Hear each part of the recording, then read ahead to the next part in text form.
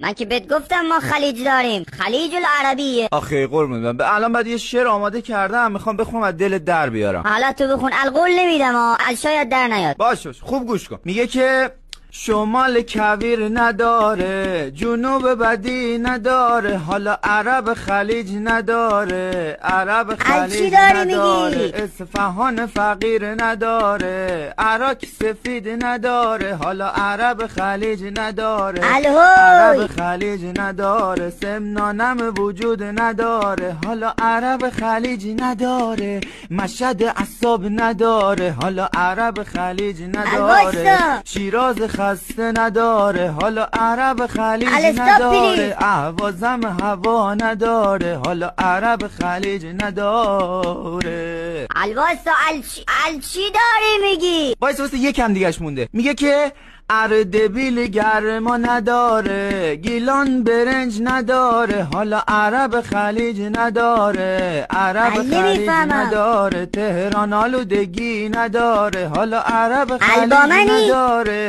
بوشهر سرما نداره، حالا عرب خلیج نداره، بندر که جنسی نداره، اصلا قزوین که ترس نداره، عرب خلیج نداره، عرب خلیج نداره، حالا مادر